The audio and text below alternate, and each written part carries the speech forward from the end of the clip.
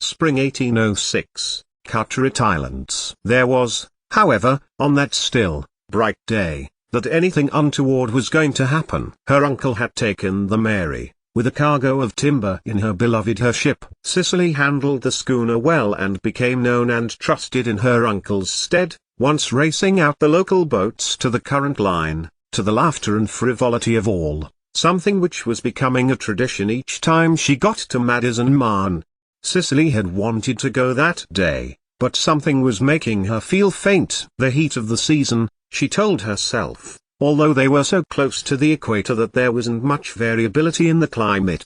You will remain, Godwin told his niece, and held up a hand between them. God forbid that you should become faint were you assail and fall into the ocean. What will I tell your husband then? What should I tell your former captain? So Cicely remained, imagining, as she watched the Mary leave the shore, the ship getting first to Madders, due south from the islands, where letters were to be dropped and others ready for collection. Cicely watched them go, the promise she had made to her uncle not to overdo things in her mind. She had gone back to the villa, and over the book that her aunt-in-law had written, had closed her eyes and dozed off into a gentle slumber. Work for the betterment of oneself, Mary Wollstonecraft had said, the words in her tired mind. So the betterment of oneself, herself, clearly must be to rest that morning, rather than being the captain of the ship named after the author. Bound as it was with rubber wood to go to Bougainville, a strategic Sarawak port further to the west, to be sold before monsoon season.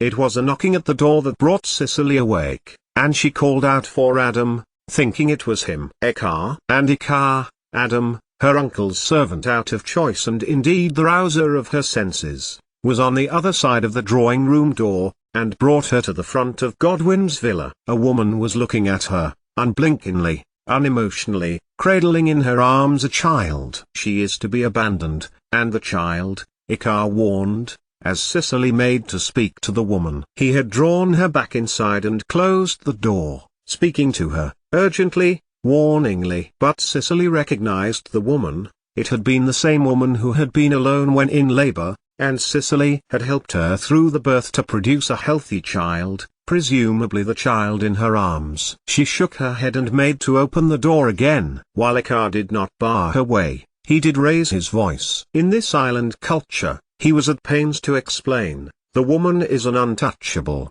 as is her child. But she thrives, Cicely protested. As does her child. She fixed what turned out to be a cold look to the man, and added, and is it not the case that if she chances on fortune she may live by it? It is, Madam Cicely, Eka replied steadily. There was no defeat in his voice, as if her words had tricked him, only acceptance. Then she was fortunate enough to find me, as was her son, and I will see what she wants. But it did not appear there was anything she did want. After a few questions, in the presence of Ika, Cicely established she was not unwell, nor did she want for food, and she produced milk for her son. We would to the church, the woman told her. Church? Cicely asked, and looked across to Ika, and to Isaac, who had not gone with her uncle, for he had taken several of the young boys come of age, having completed the island ritual and returned successfully as men of their tribe. For it was that the woman wanted, to take the baby to church and give him a name. He has no name, the woman told her, but, when he goes to church with me, he will get a name, a Christian name. And what is your Christian name? Cicely asked the woman, ignoring the nervousness of the two men beside them. Elizabeth, the woman replied. There was no uncertainty in her voice, no nervousness, no awareness that her words were causing the two servants to become a little agitated. And what was your tribal name? Cicely asked, and it was then that Eka stood before her. She must not say her name, Eka declared, more to the woman than to Cicely. Whether this was a threat, or a warning, Cicely did not know. She watched the woman's face, who merely lifted her son higher into her arms. At first, Cicely thought that the woman would not reply, but, after a minute, she turned her head to her. Booty, the woman told Cicely. This is the island name I do not have. Cicely felt her heart break. She had found some of the traditions of the island as difficult,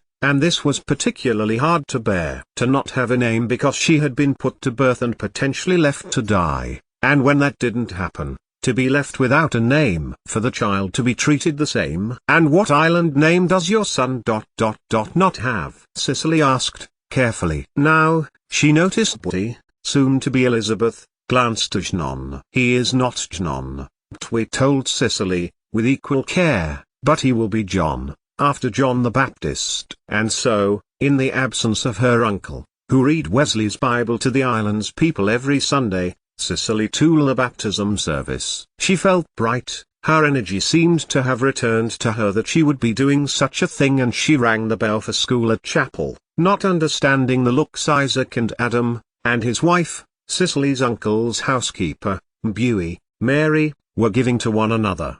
"I will ring the bell, and the children will come. They can see the ceremony," Cicely thought as she stepped into the cool of the building and opened the shutters. They would witness the baptism and Xelly would keep school afterwards. Both Adam and Isaac put themselves forward to be John's godparents. Mary had brought with her a cloth and a bowl, and, after Cicely had found the baptismal service in the Bible, she stood by the door and encouraged about half of the island's children, about a dozen, into the chapel, inviting them to sit on the chairs that had been arranged by the font. They could stay where they were after 2 more souls had come to know God, and Cicely could show them more writing and numbers, which they carried out on tablets of dried tree wax, pushing into it long quills of seagrass stalks that grew around the shores. John did not cry. A superstitious tale Cicely had heard was that a child that did not cry at baptism had not let the devil out of his soul. That is what Stephen would have said of his own faith. Instead, the baby just looked around, almost surprised that water was now splashing over his forehead as Cicely cleaned him and wiped his brow, adding at the end, "John, with the help of your mother, Elizabeth, and your godfathers Adam and Isaac, you will know God." A fleeting pain crossed Cicely's mind, as she remembered her own son being born, brought into the world, dead, by Jack Aubrey's careful, urgent hands. Like her brother, whose death had not been consecrated, hers and Stephen's child had not even lived long enough for God to be brought to him in a baptism of his own. From his chair near the door, Buey and Akar's son, Gowok, stood up, interrupting Cicely's thoughts, as Elizabeth brought John to see all in the chapel, even those by the door who had come to witness the baptism but had not gone over the threshold and inside the church. The boy had been at the front, watching everything intently, waiting patiently, but had now crossed to his mother and began to unpack the basket she had brought with her as Elizabeth headed out of the chapel with her baby. George pressed something into Cicely's hand, a compressed grain substance which had been boiled and flavored, wrapped up in a palm leaf and tied with coconut twine. When opened it kept its oblong shape, easy to eat. Cicely bore a few bites, nodding to Mary as she ate, but felt a little queasy. It was becoming a hot day and she took a drink from a jug filled with coconut water diluted well with cooled boiled water, kept cold in the earth, very refreshing. Around her, the rest of the children were eating and drinking the same, and Cicely noticed that, now his parents had disappeared and left her to her teaching, George had changed and was now lingering by Cicely. She suspected the reason. "You have it," she encouraged George, who was reluctant at first, as if expecting his mother to appear and scold him, and then looked to the table onto which Cicely had placed the thing. "Go on," Cicely encouraged again, then looked out of the door, before ringing the chapel bell again. That should have brought the older children, those who waited until after the younger ones had done their lessons. It was too hot to have too long a session teaching, Cicely had decided, and would do what she could with them in one go. Strange, Cicely thought, as no low hubbub came across the sand dunes, the telltale sign of teenagers giving respect to her while still finding a way to gossip to one another. None of them were coming. She rang the bell once more, and waited by the door. A woman came. Cicely expected it was to do with medical treatment, but instead it was to remonstrate with Cicely over taking in of the chapel. "I will not speak of it," she told Cicely, and dropped something at the door of the chapel. Cicely bent lower to look at the thing. When she moved, however, her stomach lurched, as if she were falling over a cliff. "I will speak to your man," the woman continued, and glared at the thing on the sand. As her eyes grew adjusted to the brightness,